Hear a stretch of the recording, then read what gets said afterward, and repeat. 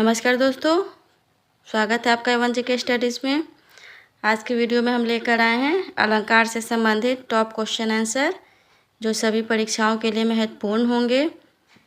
अगर आप किसी परीक्षा की तैयारी कर रहे हैं तो ये वीडियो आपकी बहुत सहायता करेंगी, इसलिए वीडियो को शुरू से अंत तक ज़रूर देखिए।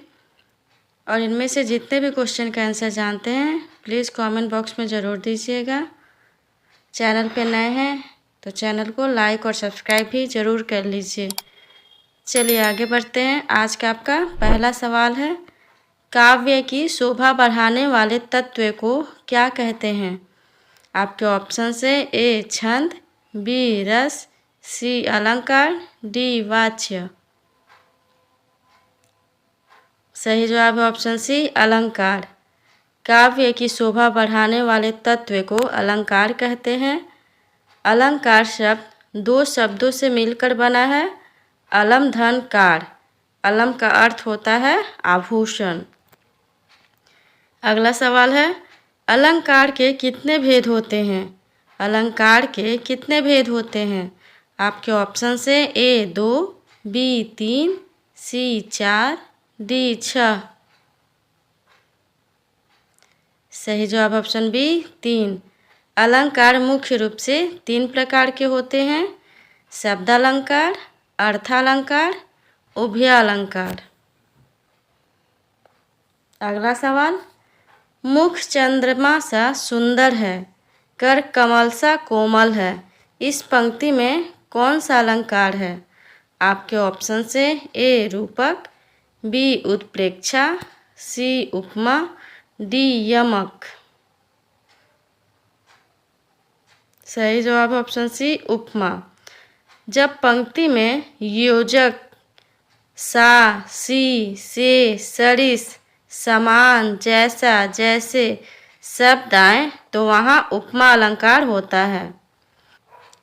अगला सवाल है, शब्दालंकार के कितने भेद होते हैं?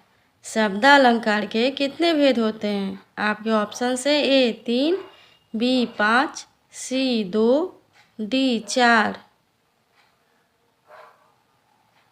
सही जवाब है ऑप्शन ए 3। शब्दालंकार 3 प्रकार के होते हैं, अनुप्रास, यमक और श्लेष।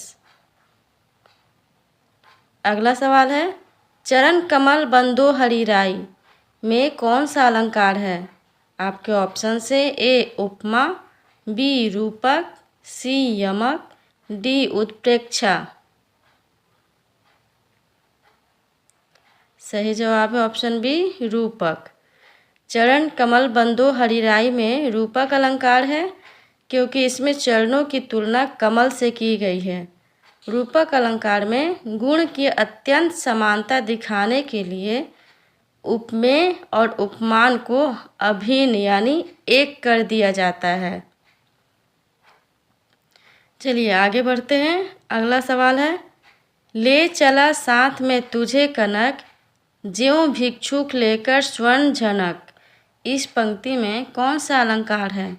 आपके ऑप्शन से ए उपमा, बी उत्प्रेक्षा, सी रूपक, डी अतिशयोक्ति। इनमें से किसी भी क्वेश्चन का आंसर जानते हैं तो प्लीज़ कमेंट बॉक्स में ज़रूर दीजिए। सही जवाब है ऑप्शन बी उत्प्रेक्षा। जब किसी पंक्ति में मनु, जनु, मनहु, मानो, जानो, ज्यों, त्यों आदि जैसे शब्द आए तो वहाँ उत्प्रेक्षा अलंकार होता है। इस पंक्ति में कनक और स्वर्ण के बीच में तुलना की जा रही है। अगला सवाल है, हनुमान की पूँछ में लगन न पाई आग, लंका सगड़ी जल गई, गए निशाचर भाग। इस पंक्ति में कौन सा अलंकार है? आपके ऑप्शन से ए उत्प्रेक्षा, बी रूपक, सी उपमा, डी अतिशयोक्ति।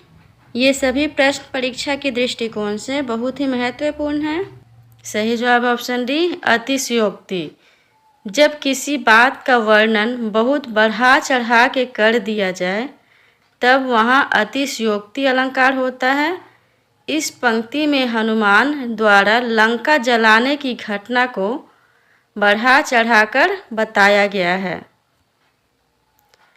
अगला सवाल, अर्थालंकार के मुख्यतः कितने भेद होते हैं? आपके ऑप्शन से ए 5, बी 3, सी 4, डी 7। सही जवाब है ऑप्शन ए 5।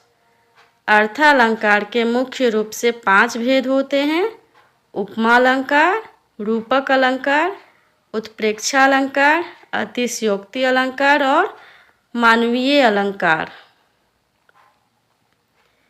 अगला सवाल है, अनुराग भरे तारों ने आंखें खोली, संध्या सुंदरी परी सी नीचे उतरी। प्रस्तुत पंक्ति में कौन सा अलंकार है? आपके ऑप्शन से ए अतिशयोक्ति, बी मानवीकरण, सी उपमा, डी रूपक। सही जवाब ऑप्शन बी मानवीकरण। इस पंक्ति में मानवीकरण है अलंकार है। इसमें संध्या को मानवीय गुणों से आरोपित किया गया है। जब प्रकृति के तत्व या किसी निर्जीव तत्व को मानवीय रूप में क्रिया करते हुए दर्शाया जाता है, वहाँ मानवीयकरण अलंकार होता है। अगला सवाल, मधुर मधुर मुस्कान मनोहर, मनुज वेश का उजियाला। इस पंक्ति में कौन सा अलंकार है? आपके ऑप्शन से ए यमक, बी रूपक, सी अनुप्रास, डी उत्प्रेक्षा। सही जवाब ऑप्शन सी अनुप्रास। इस पंक्ति में अनुप्रास अलंकार है। जब किसी पंक्ति में एक ही वर्ण बार बार आए तो वहाँ अनुप्रास अलंकार होता है। इसमें म वर्ण की आवृत्ति कई बार हुई है। अगला सवाल, काली घटा का घमंड घटा में कौन सा अलंकार है? आपके ऑप्शन से ए यमक, बी रूपक, सी उत्प्रेक्षा, डी अतिशयोक्ति। सही जवाब है ऑप्शन ए यमक। जब वाक्य या कविता में एक ही शब्द दो या दो से अधिक बार आए और उसका अर्थ हर बार अलग अलग हो तो वहाँ यमक अलंकार होता है। इस वाक्य में एक ही शब्द घटा 2 बार आया है और दोनों बार इसका अर्थ अलग अलग है। चलिए आगे बढ़ते हैं। अगला सवाल है, रहीमन पानी राखिए बिन पानी सब सुन, पानी गए ना उबड़े मोती मानुष चून। प्रस्तुत पंक्ति में कौन सा अलंकार है? आपके ऑप्शन से ए अनुप्रास, बी उपमा, सी श्लेष, डी यमक। बताइए इसमें कौन सा अलंकार है? सही जवाब ऑप्शन सी श्लेष। जब किसी पंक्ति में एक ही शब्द के अनेक अर्थ होते हैं वहाँ श्लेष अलंकार होता है। इस दोहे में पानी शब्द का इस्तेमाल 3 अर्थों में किया गया है। मनुष्य के संदर्भ में आत्मसम्मान, मोती के संदर्भ में चमक या कांति। अगला सवाल है, तरनी तनुजा तट तमाल तरुवर छाए में कौन सा अलंकार है? आपके ऑप्शन से ए अनुप्रास, बी यमक, सी उत्प्रेक्षा, डी उपमा। चैनल पे नए हैं तो प्लीज़ चैनल को सब्सक्राइब जरूर कर लीजिए। सही जवाब ऑप्शन ए अनुप्रास। तरनी तनुजा तट तमाल तरुवर छाए पंक्ति में त वर्ण की आवृत्ति होने पर अनुप्रास अलंकार है। अगला सवाल है, 3 बेर खाती थी वो 3 बेर खाती है में कौन सा अलंकार है? आपके ऑप्शन से ए उपमा, बी श्लेष, सी उत्प्रेक्षा, डी यमक। सही जवाब ऑप्शन डी यमक।